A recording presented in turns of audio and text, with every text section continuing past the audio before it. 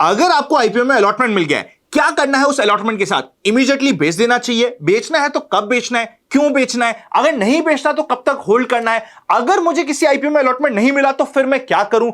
SME में क्या करूं, मेनलैंड में क्या करूं, सब कुछ कवर करेंगे आज के इस वीडियो में। इवन अगर आपको आईपीओ में अलॉटमेंट नहीं मिलता है या नहीं मिला है, आईपीओ लिस्ट होने के बाद कौन सी स्ट्रैटेजी को आप फॉलो कर सकते हो उसे भी कवर करेंगे।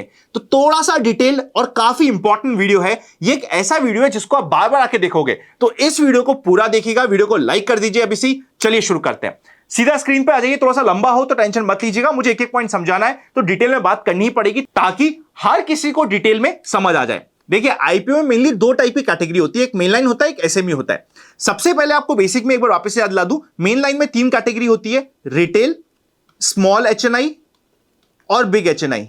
ठीक है, एसएमई में पहले सिर्फ रिटेल और एचएनआई होती थी, पर अब यहां पे भी retail, small HNI as per new rule जो जुलाई में आया है, बिग एचएनआई। इसके ऊपर मैंने डिटेल एक्सप्लेनेशन के साथ वीडियो ऑलरेडी बना दिया, ऊपर आई बटन में चेकआउट कर लीजिएगा। एक बार मैं आपको रिव्यू कर देता हूं। यहां पे जो रिटेल की एप्लीकेशन होती है वो रफली 15,000 की होती है, स्मॉल एचएनआई की 2 लाख की होती है, बिग एचएनआई की 10 लाख की होती है। यहां पे रिटेल की एप्लीकेशन में मिनिमम 2 लॉट की अप्लाई करना होता है, यानी कि 2.5 लाख रुपए की होती है।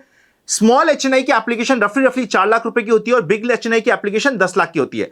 10 लाख की एप्लीकेशन होने के बावजूद भी आपको अलॉटमेंट 4 लाख के आसपास यानी कि 3 लॉट का ही मिलेगा। ये 3 लॉट होता है, ये 3 लॉट होता है, ये 2 लॉट होता है। 1 लॉट वाला सिस्टम जा चुका है। आई होप ये आपको पता है, ये हमने ऑलरेडी डिस्कस कर लिया है। अब हम ये समझते हैं कि सपोज मुझे आईपीओ में अलॉटमेंट मिल जाता है, तो यहां पे आपको समझना पड़ेगा रूल ऑफ 5 एंड 15। इन दोनों रूल्स को समझना पड़ेगा और इस दोनों रूल्स के अपडेटेड वर्जन को भी समझना पड़ेगा। मेन लाइन आईपीओ में आपको सबसे पहले अप्लाई करना होता है रूल ऑफ 15। इसका मतलब क्या होता है? अगर आप हिस्ट्री के जाके पिछले 20 साल का डेटा चेकआउट करेंगे मेन लाइन आईपीओ में, एक तरफ होता है अलॉटमेंट के बाद लिस्टिंग पे इमीडिएटली प्रॉफिट बुक करना वर्सेस बाय एंड होल्ड करना। मतलब जब तक इच्छा होगी मैं होल्ड करूंगा, लंबे समय तक होल्ड करता रहूंगा। आपको पता चलेगा कि अगर आपने इमीडिएटली लिस्टिंग पे प्रॉफिट बुक किया है किसी भी साल में, अगर आपने रैंडमली हर एक आईपीओ में भी अप्लाई कर दिया जिसमें खराब से खराब आईपीओ भी आ गया है, और मैं ये मानता हूं कि आपने एनालिसिस नहीं किया है, उसके बावजूद भी आप प्रॉफिट में रहते। पर अगर आपने बाय एंड होल्ड की स्ट्रैटेजी को फॉलो किया होता तो मेजॉरिटी सिचुएशन में आप 1 साल बाद लॉस में होते, या फिर अगर आपको लॉस नहीं भी हो रहा था तो लिस्टिंग पे जितना प्रॉफिट था उससे कम ही प्रॉफिट होता। मतलब सबसे पहले तो हमें ये समझ आ गया है मेन लाइन आईपीओ में हमें लिस्टिंग पे ही प्रॉफिट बुक करना है। इसका रीजन क्या है साइकोलॉजिकल, वो भी मैं अभी आपको शॉर्ट में समझा दूंगा, पर पहले प्रॉफिट कैसे बुक करना है इसको समझिए। यहां पे आपका लगता है रूल ऑफ 15। इसका मतलब यह होता है अगर कोई ऐसी कंपनी है जो थोड़ी सी वीक है, मतलब इसमें ज्यादा अच्छा रिस्पॉन्स नहीं आया था पर फिर भी हमने रिस्क लेते हुए इसमें अप्लाई कर दिया, फिर तो आपको प्री आईपीओ ओपनिंग में ही, मतलब प्री मार्केट में 9:45 से पहले पहले, मतलब आईपीओ लिस्ट हो उससे पहले 10 बजे से पहले पहले अपना ऑर्डर डाल देना है। सपोज करते कोई आईपीओ का प्राइस था 100, आपने प्राइस डाल दिया 98 का, 98 पे डाला और लिस्टिंग हुई एक्चुअली 100 पे, फिर भी आपका माल 100 पे ही बिकेगा, टेंशन मत लीजिएगा। अगर वीक आईपीओ है तब तो आईपीओ लिस्ट होने और ओपन ट्रेडिंग होने से पहले ही प्री सेशन जो होता है उसमें बेच के फ्री हो जाइए। पर अगर कोई आईपीओ है स्ट्रांग, अगर कोई ऐसी कंपनी है जिसमें एक्चुअली डिमांड थी, एंकर बुक अच्छी थी, जिसमें क्यूआईबी का सब्सक्रिप्शन 10-10 गुना आ गया था, तो उसको इमीडिएटली मत बेचिए। आपको यह करना है कि उस आईपीओ में जो पहले 15 मिनट होते हैं लिस्टिंग के, वहां पे जो लो बनता है उस लो पे अपनी एक लाइन मार्क कर दीजिए।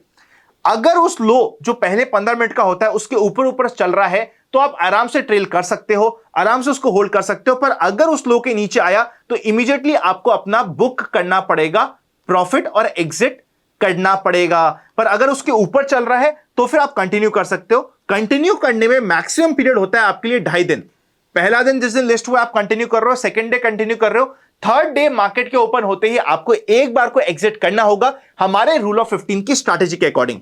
पर इस कंप्लीट ड्यूरेशन में कभी भी जो पहले 15 मिनट का लो है वो कटता है, तब तो आपको अपने इमीडिएटली प्रॉफिट बुक करके एग्जिट करना होगा। तो ये हो गया है मेनलाइन आईपीओ की स्ट्रैटेजी। अब हम ये समझते हैं कि मेनलाइन आईपीओ में हम लिस्टिंग की स्ट्रैटेजी क्यों फॉलो करते हैं। क्योंकि सपोज करते कोई आईपीओ था जिसका इश्यू प्राइस था 80 रुपीज, उसकी लिस्टिंग होती है 100 रुपीज पे। होती क्या है, 100 के बाद या तो वो थोड़ी देर यहां पे रुकता है या फिर वो थोड़ा बहुत ऊपर चले जाता है, पर फिर जैसे ही जाता है जितने भी लोग होते हैं जिनकी डिमांड होती है उस आईपीओ में, वो डिमांड एक बार खत्म हो जाती है and more often than not वो एक अपना वापस से बेस बनाने आता है। बेस बनाने के बाद ये वापस से ब्रेकआउट करेगा या ब्रेकडाउन कर देगा, हमें नहीं पता। हमें नहीं पता कि ये नया विनर बनेगा या फिर लूजर बनेगा, हमें नहीं पता, क्योंकि हमें आइडिया नहीं है इस चीज का। तो हम रैंडमली यहां पे बैट नहीं लेंगे कि ये यहां पे आगे जाके बढ़ेगा इसे। और जो होल्डिंग का पीरियड होता है ये भी आपका 2 से 4 महीने का मिनिमम हो सकता है। मतलब आपका पेशेंस टेस्ट किया जाएगा। जो प्राइस आपको दिख रहा था उसके नीचे पे आपको डेली देखना पड़ेगा। कभी कभी हो सकता है जो इश्यू प्राइस था उसके भी नीचे चले जाए एक बार को अपना बेस बनाने। यहां पे बेस कैसा बनेगा, या तो राउंडिंग बॉटम बन जाएगा या फिर आपका बन जाएगा डबल बॉटम। ये सब मैं भी आपको लाइव एग्जांपल में भी दिखा दूंगा, पर इन सब सिचुएशन में आपको पेन होगा। इसलिए मेन लाइन आईपीओ में इमीडिएटली हमें प्रॉफिट बुक करने की स्ट्रैटेजी बेटर होती है। अब हम इससे पहले जाए आगे, एसएमई आईपीओ पे आपको यह समझना पड़ेगा कि अगर आपको मेन लाइन आईपीओ पे अलॉटमेंट नहीं मिला है तो यहां पे आपको स्ट्रैटेजी में क्या फॉलो करना होता है, वापस से एंट्री लेने की या फिर कब हमें पोजीशन बनानी होती है, उस स्ट्रैटेजी को समझिए। मेन लाइन आईपीओ लिस्ट होने के बाद एक अपना बेस बनाता है, या तो वो राउंडिंग बॉटम बनाएगा या फिर वो डबल बॉटम बनाने की कोशिश करेगा। दोनों ही सिचुएशन में एक ऐसा समय आएगा जहां पे ये स्टॉक 5-7 दिन 8 दिन एक छोटी सी रेंज में फंस जाएगा। जैसे ही उस रेंज का वो ब्रेकआउट करता है, उस रेंज का लो आपका स्टॉप लॉस हो जाएगा। रेंज के ब्रेकआउट एक अच्छी हेल्दी ग्रीन कैंडल पे, ये ग्रीन कैंडल होनी चाहिए, आपकी एंट्री हो जाएगी और आराम से आप इसमें 1:2, 1:3, 1:4 का रिस्क रिवॉर्ड रेशियो तो रख ही सकते हो। इवन 1:5, 1:10 का भी आपको आराम से रिस्क रिवॉर्ड रेशियो मिल जाएगा। एक लाइव एग्जांपल लेने की कोशिश करते हैं। रिसेंटली जो आईपीओ आया था उसमें एक आईपीओ था हेक्सावेयर का। मैं फेब का एग्जांपल ले रहा हूं ताकि आप समझ पाओ और पूरी साइकोलॉजी भी समझो। ये हुआ क्या, लिस्टिंग हुई, लिस्टिंग होने के बाद हमारी बात क्या हुई थी, एक बार चाहे तो ये ऊपर जाए, फिर एक राउंडिंग बॉटम या डबल बॉटम बनाने के लिए नीचे आता है। ये जो नीचे वाला पीरियड है ये पेनफुल पीरियड है, पर इस पीरियड में देखोगे कि ये एक लंबा समय था, 1 2 3 4 5 6 7 8 9 दिनों का, जहां पे मार्केट एक फ्लैट बेस बनाया, इस बेस का ब्रेकआउट किया तो ये आपकी एंट्री हो गई। ब्रेकआउट के बाद इस ब्रेकआउट को रीटेस्ट भी किया और रीटेस्ट सक्सेसफुल भी रहा एक अच्छी ग्रीन कैंडल के साथ। और फिर आप देख सकते हो ये 670 का स्टॉक आपके लिए 800 900 को क्रॉस कर चुका था। तो ये एक परफेक्ट एग्जांपल हो गया जो आपके लिए स्टडी के लिए परफेक्ट होता है। अगर आप चाहते हो कि मैं पिछले 1 साल में जितने भी आईपीओ आया हर एक आईपीओ को इस कंप्लीट सिचुएशन में लेके आपको दिखा दूं, रीसेंट एग्जांपल नहीं दे सकता ड्यू टू कंप्लायंस इशू, पर 1 साल के पहले वाले जितने भी एग्जांपल से दिखा दूं तो कमेंट कर दीजिएगा। आपके लिए मैं कुछ और एग्जांपल के साथ वीडियो लाने की कोशिश करूंगा। और अगर आप आईपीओ में अपनी नॉलेज को बढ़ाना चाहते हो तो how to make money from IPO हमारी बुक है जो नेशनल बेस्ट सेलर है। डिस्क्रिप्शन में आपको लिंक मिल जाएगा, बाय कर सकते हो, हिंदी इंग्लिश दोनों पे अमेजॉन पे अवेलेबल आपको हो जाएगी। आईपीओ में अप्लाई करने का सबसे पहला तरीका, अगर आपको अपने अलॉटमेंट बढ़ाने हैं मेनलाइन आईपीओ में, सिर्फ और सिर्फ एक तरीका है जिससे आपको अलॉटमेंट पक्का मिलेगा, वो है मल्टीपल नाम से अप्लाई करना। अगर आपका छोटा बच्चा है उसके नाम से अप्लाई करो, एचयूएफ, कंपनी, पार्टनरशिप, हर एक के नाम से आपके पास डीमैट होना चाहिए। डीमैट अकाउंट ओपन करने के लिंक मैंने डिस्क्रिप्शन में दे रखे हैं, जो बेस्ट डीमैट अकाउंट ओपन कर सकते हो आप उसके लिंक दे रखे हैं। अगर फिर भी उसमें कोई दिक्कत आती है तो नीचे मैंने हेल्पलाइन नंबर भी दे रखा है टीम का, टीम से बात करो। फॉर एग्जांपल एचयूएफ का आपको डीमैट खुलाना है या माइनर को खुलाना है, आप नहीं खुला पाओगे डायरेक्टली, हमारी टीम की मदद चाहिए, वो फिजिकल में आपका कंप्लीट प्रोसेस करके खुलवा देगी। तो उसके लिए आप डिस्क्रिप्शन में लिंक दिया हुआ है, आप चेकआउट कर सकते हो। डीमैट अकाउंट होना आपके पास कंपलसरी है। ऑल्सो अगर आपको क्रिप्टो में या म्यूचुअल फंड में भी काम करना है, दोनों इंपॉर्टेंट लिंक्स भी डिस्क्रिप्शन में मिल जाएंगे। ये हो गया आपके लिए रूल ऑफ 15। एसएमई आईपीओ में क्या करना होता है, एसएमई आईपीओ में 90% से ऊपर की लिस्टिंग नहीं हो सकती एज पर न्यू रूल। पर एसएमई आईपीओ होते ऐसे जिसमें 1.5 2 गुना 3 गुना लिस्टिंग होना इज वेरी इजी। मतलब लिस्टिंग के बाद भी स्कोप रहता है हमारे पास कि शेयर हमारा अच्छा करे। इसलिए यहां पे आपको अप्लाई करना पड़ेगा रूल ऑफ 5।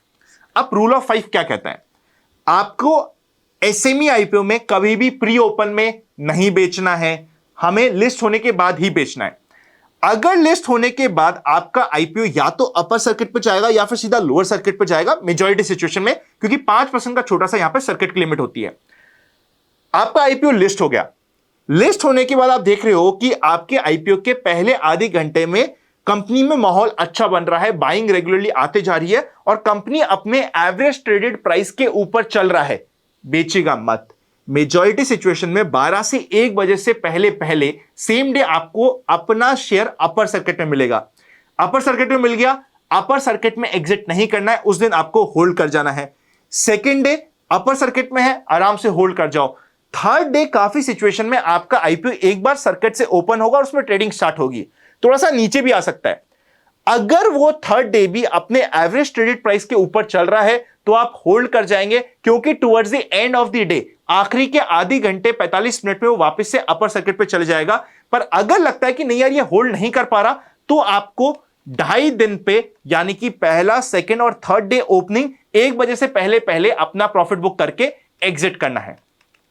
पर अगर ये स्ट्रेंथ में है और थर्ड डे भी कंटिन्यू हो जाता है तो एटलीस्ट आपको 5th डे तक कंटिन्यू करना है। फिर 5th डे के बाद जब भी सर्किट ओपन होते ही आपको एग्जिट करना है और प्रॉफिट बुक करना है। यह सिर्फ प्रॉफिट के सिनेरियो में है।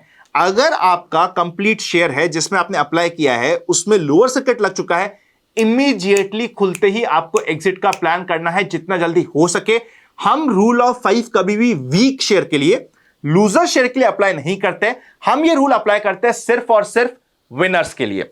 ये हो गया है आपका रूल ऑफ 5। जरूरत पड़े तो इस वीडियो को रूल ऑफ 5 से वापस देख लीजिएगा, आप सारा समझ जाएंगे। वीडियो को लाइक कर दीजिए। डीमैट अकाउंट ओपन करने का स्पेशल लिंक, जहां पे आपको स्पेशल ऑफर, बेनिफिट्स, ब्रोकरेज एकदम लोएस्ट, सब कुछ मिल जाएगा, डिस्क्रिप्शन में दिया है लिंक। आपके लिए, अपने फैमिली मेंबर का, हर एक पर्सन का आपके पास डीमैट अकाउंट होना जरूरी है अगर आप आईपीओ में रेगुलरली काम करना चाहते हैं तो। Happy learning and I will see you very soon.